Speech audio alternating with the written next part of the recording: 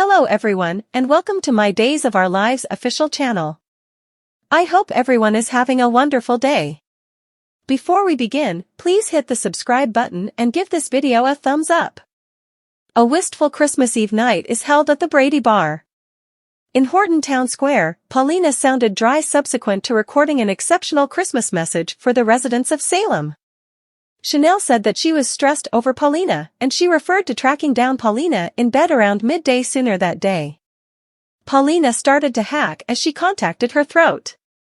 Chanel developed more worried as Paulina's hack extended. Paulina conceded that she as of late been experiencing issues gulping. Chanel saw what she derived was a bump on Paulina's neck, and she said that she was taking Paulina to the emergency clinic. At the present time, Chanel said unyieldingly. Johnny found Holly alone in the living room of the DiMera mansion, depressed.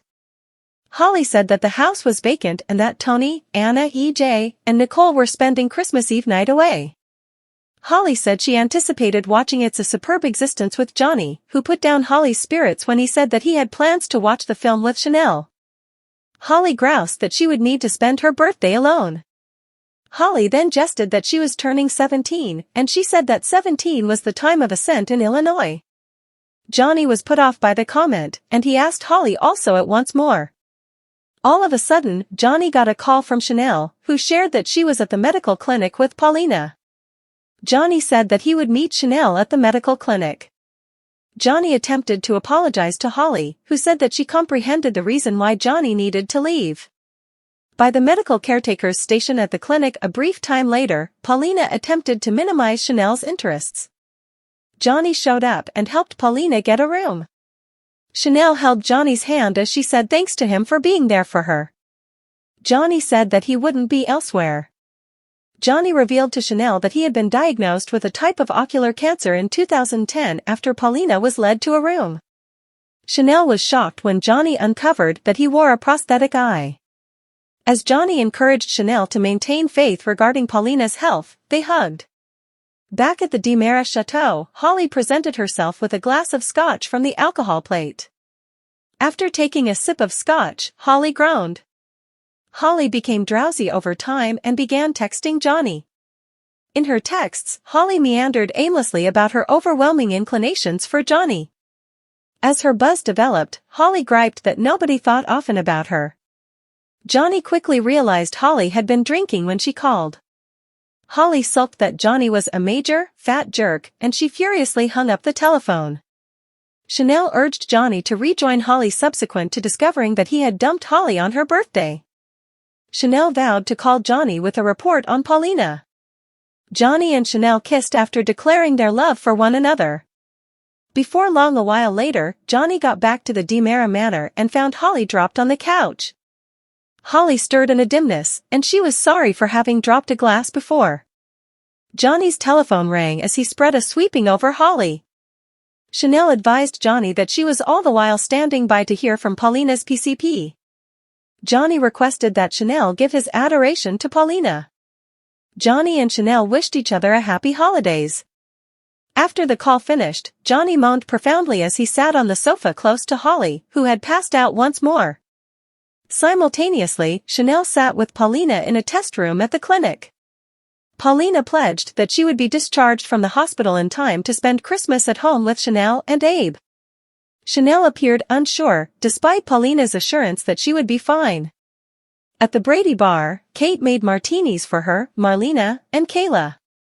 The three discussed the Christmas they had spent believing they were dying. Kate, Marlena, and Kayla celebrated a new Christmas in Salem. Kate playfully recommended that them three get matching tattoos as an image of their experience. Steve, John, and Roman joined the ladies.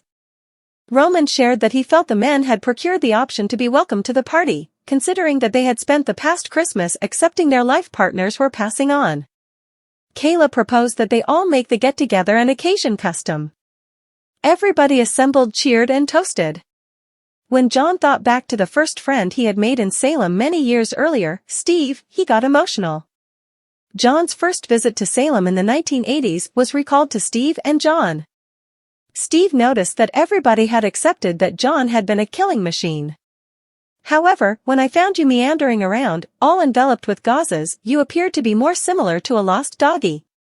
I just needed to deal with you, Steve affectionately reviewed. The two friends celebrated after John said that he couldn't imagine his life without Steve's rescue. Steve created a harmonica, and he started to play a form of quiet evening. Marlena noted John's apparent lack of focus. John said that he had been pondering the way in which lost he had been the point at which he'd initially met Steve. John and Marlena streaked back to the appeal armband he had given her numerous years sooner.